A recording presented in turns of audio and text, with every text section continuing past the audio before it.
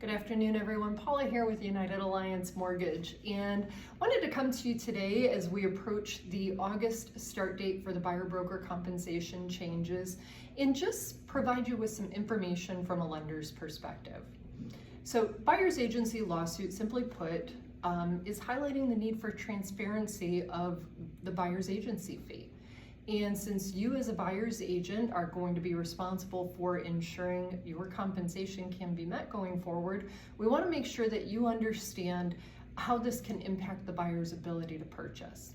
So let's start with how the GSEs, government-sponsored entities, have responded thus far to the lawsuit. And I feel it's important that we talk about this because it could change as we move forward and we proceed. So in case you didn't know, GSEs are government-sponsored entities that were established to help improve credit flow in the US and just to help set standards for lending guidelines, and Fannie Mae and Freddie Mac, which are probably names that you've heard of, are the most common ones. So initially when the lawsuit was announced, everyone's fear was that the already cash-strapped buyers who were struggling to save for down payments and closing costs just would not be equipped to pay the additional buyer agency fee that, as you know, can customarily be 2 to 3% of the purchase price. And while we could use sellers' concessions to cover this fee and it can be negotiated, there are limits on sellers' concessions that could easily be exceeded by that 2 to 3% buyer agency fee and still create a shortfall.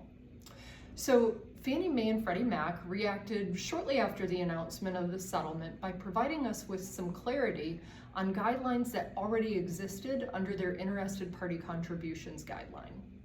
IPCs, often referred to as sellers' concessions, have limits, and those limits are anywhere between 2 and 9%, with 3% being the most common when you have a customer that's purchasing a primary residence and they're putting the minimum amount down. Within those guidelines that already exist, it does state that typical fees and/or closing costs paid by a seller in accordance with local custom, known as common and customary fees or costs, are not subject to those IPC limits. Now, you have Fannie Mae and Freddie Mac. We also have FHA. FHA followed suit, clarifying that their guidelines are to be interpreted in the same manner. But VA, the VA guidelines, they specifically say, there's a guideline that specifically says that the VA borrower cannot pay a buyer's broker fee. But on June 11th of 2024, the VA also announced that they will temporarily allow the buyer to pay their fee in the event that the seller is not offering buyer broker compensation. However, they do encourage the veterans to negotiate it. And this change goes into effect on August 10th, and it'll continue until further notice, and it follows the same guidance. Typical fees and/or closing costs paid by a seller in accordance with local customs are not subject to those IPC limits. So, what does this mean? It means that the limits of IPCs do not apply to buyer broker compensation because it's a fee that's customarily paid by the seller. And from a lending perspective, that really means that not much has changed and it's kind of business as usual. So what is changing? What is changing is the conversations that we're having with the borrowers and you, their agent. Up until now, we were pre-approving borrowers under the assumption that the buyer's agency fee would be paid by the seller. With the added transparency brought forth by the lawsuit, there may be additional sellers that just choose not to offer that compensation. And in order for us to prepare for this situation, we need to ensure that your borrower understands a few things. First and foremost, the value of having buyer's representation. Yes, that means that we are committed to making sure that your customers understand the value that you bring. Not every home that they want to tour is going to offer buyer's agency compensation, and we need to make sure that they understand that. Additionally, in the event that the seller is not offering the buyer's agency compensation and is unwilling to negotiate it as an IPC, they will be responsible for paying that fee at closing. So if the customer is responsible for paying the fee, their cash due is going to be higher. and we need to source the funds and make sure that they're coming from an acceptable source. So those are the things that are most important as a lender for us to communicate to your borrower. Now, for us to communicate to you as an agent, one of the most important things, again, is making sure that your buyers understand the value that you provide. Because without you, my job is much harder. So we also need to make sure that you have a pre-approval that's within your buyer's budget.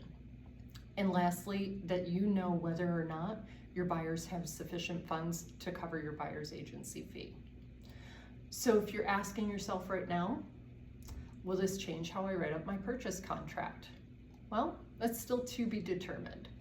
Because we have no precedence on how this will be looked at through the eyes of an underwriter, we kind of have to make some assumptions until then. So the guidelines technically didn't change. They only provided clarity. So from an underwriter's point of view, if the sellers sign an agreement with the listing broker to offer compensation to the buyer's broker fee, the title company just needs to be made aware of it, and it'll be included on the final settlement statement when the file goes to closing. So for the underwriter, it's business as usual. There's nothing further that they need to do. However, if the buyer is responsible for their buyer agency compensation, it's definitely advisable to add that to the purchase agreement.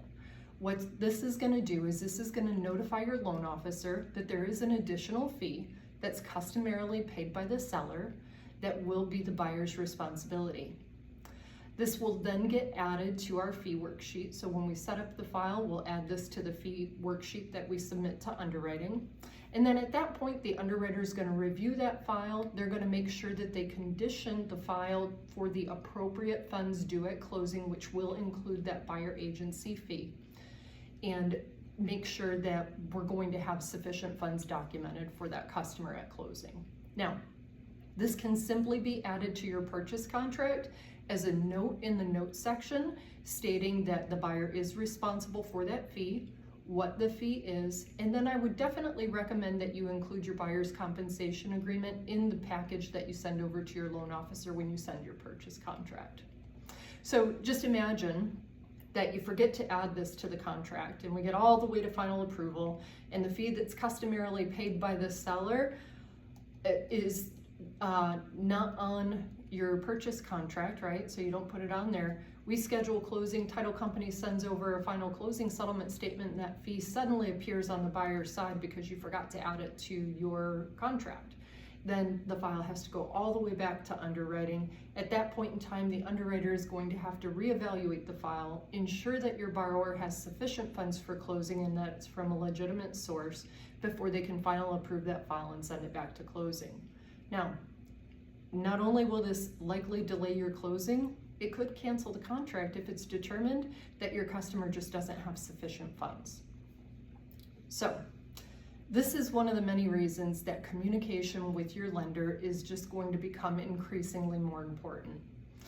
And I just want to add that the GSEs have gone on to say that if the fees continue to be customarily paid by the seller according to local convention going forward, it's basically business as usual, and there's not going to be a need to change any guidelines or do anything further. If, however, local custom starts to change as a result of the lawsuit, they will reevaluate the framework of the guidelines and make any updates as necessary. So keep that in mind. They are keeping an eye out to make sure that the buyers aren't going to be negatively impacted. So please feel free to reach out to me if you have any additional questions. If there's anything that I can do to help you in any way, we are here to support you in your efforts.